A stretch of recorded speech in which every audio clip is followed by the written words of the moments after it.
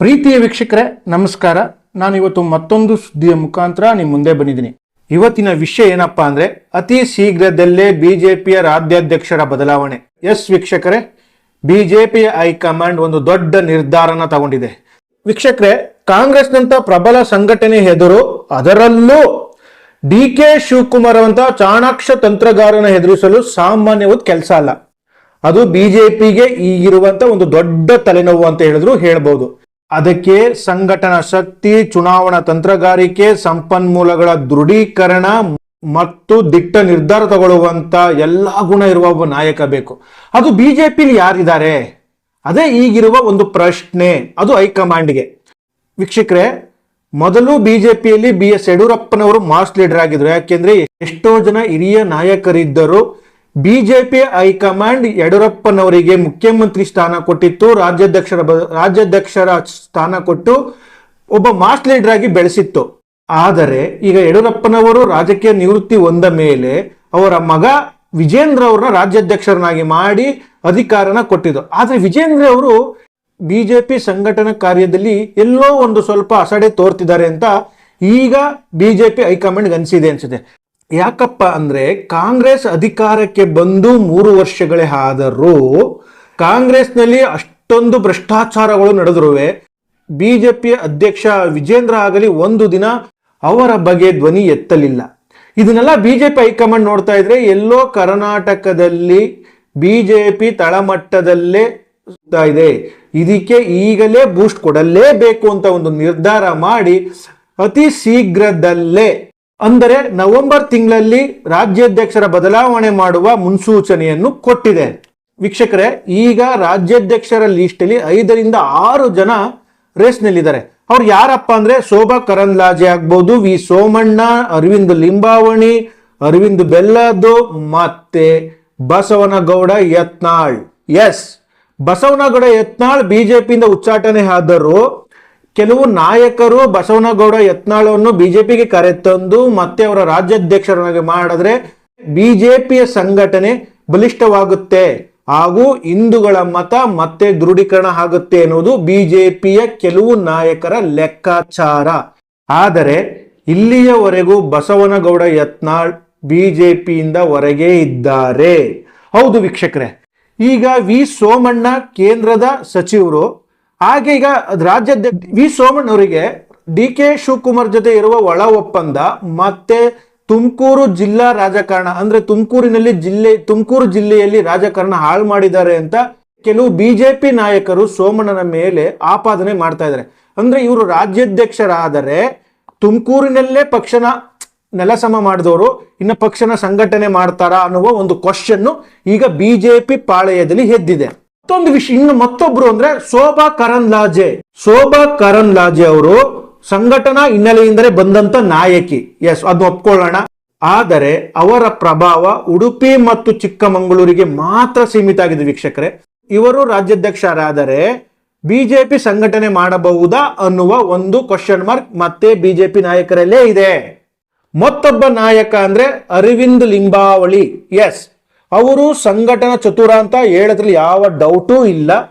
ಮಾದೇಪುರದಲ್ಲಿ ತನ್ನ ಬಿಜೆಪಿಯನ್ನು ಸಂಘಟನೆ ಮಾಡಿ ಪ್ರತಿ ಸಲನು ಗೆಲ್ಲುತ್ತಾನೆ ಬಂದಿರುವಂತ ಒಬ್ಬ ಸಂಘಟನಾ ಚತುರ ಅವರು.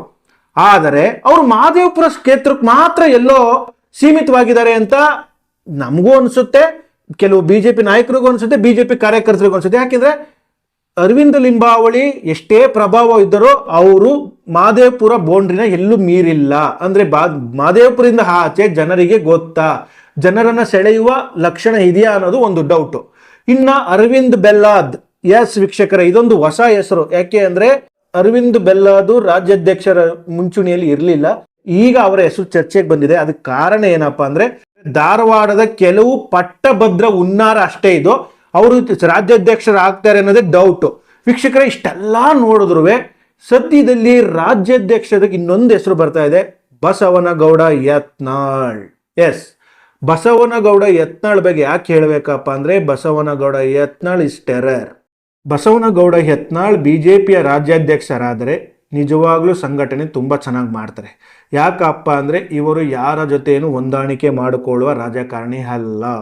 Hit and run. ಎಸ್, ಏನು ಹೇಳ್ತೀರ ಅದಕ್ಕೆ ಕೌಂಟರ್, ಆ ಥರ ವ್ಯಕ್ತಿ ಅವರು BJPಯ ರಾಜ್ಯಾಧ್ಯಕ್ಷರಾದರೆ ಹಿಂದೂಗಳ ಮತವನ್ನು ದೃಢೀಕರಣ ಮಾಡೋದ್ರಲ್ಲಿ BJP ಎತ್ತಿದ ಕೈ ಆಗುತ್ತೆ. ಹೌದು ವೀಕ್ಷಕರೇ, ಯಾಕೆ ಅಂದರೆ ಹಿಂದೂಗಳ ಮತಗಳನ್ನೇ ನಂಬುವ BJP ಈಗ ಕೆಲವು ಅಡ್ಜಸ್ಟ್ಮೆಂಟ್ ರಾಜಕಾರಣದಲ್ಲಿ, BJPಯ ಕೆಲವು ನಾಯಕರ ಅಡ್ಜಸ್ಟ್ಮೆಂಟ್ ರಾಜಕಾರಣದಲ್ಲಿ ಹಿಂದೂಗಳು ಸಹ ಸೈಲೆಂಟ್ ಆಗಿದ್ದಾರೆ.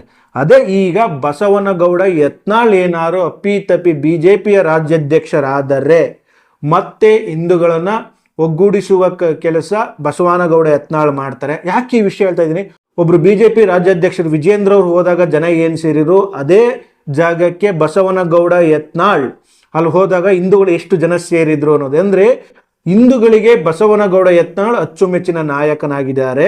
ಇಷ್ಟೆಲ್ಲ ಮಟ್ಟಿಗೆ BJP ಇವರನ್ನಲ್ಲಿ ಯಾರು ಆಯ್ಕೆ ಮಾಡುತ್ತೆ ಅನ್ನೋದು ಡೌಟ್. ಯಾಕಪ್ಪ ಅಂದರೆ ಬಸವನಗೌಡ ಯತ್ನಾಳ್ ಈಗ ಸದ್ಯದ BJPಯ ಉಚ್ಚಾಟಿತ ನಾಯಕ.